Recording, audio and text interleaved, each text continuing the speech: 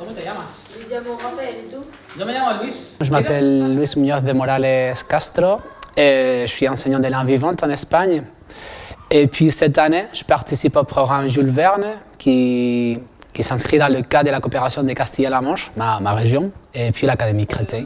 Ça fait 4 ans que Créteil envoie des professeurs à Tolède. Et puis cette année, c'est la première fois qu'un professeur espagnol vient ici, et voilà, c'est moi. Chicos, ¿conocéis más platos aparte de la paella españoles? Il y a d'un côté la mission d'enseignant. J'enseigne l'espagnol ici au collège Paul Klee à Thiers, dans le sud de Paris. J'ai des classes de 4e et 5e, ils viennent juste de commencer à apprendre l'espagnol. Une autre de mes missions, je m'occupe de la promotion et de la mise en relation des établissements de Castille-La Manche, d'un côté, et de l'Académie Créteil, pour créer des projets.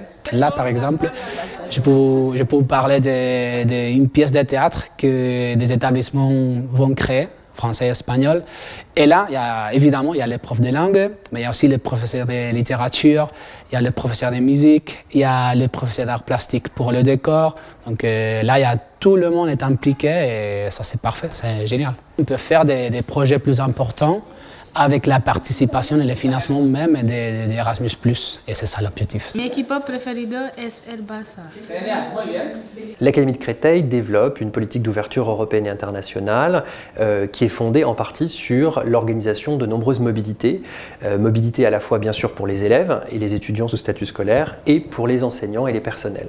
Dans ce cadre-là, l'Académie consent des départs à l'étranger de nombreux enseignants, mais accueille aussi beaucoup d'enseignants étrangers et de personnel étranger. L'Académie accueille 180 professeurs étrangers dans le premier et le second degré, 223 assistants de langue vivante et 4 volontaires pour l'enseignement. Tous ces personnels proviennent de multiples pays du monde, en particulier en Europe, Royaume-Uni, Allemagne, Italie et Espagne, bien sûr, d'Afrique du Nord, les pays du Maghreb principalement, mais aussi des Amériques avec l'Amérique du Nord et l'Amérique latine, et bien sûr d'Asie. Enchiladas, ¿eso es español o de dónde es?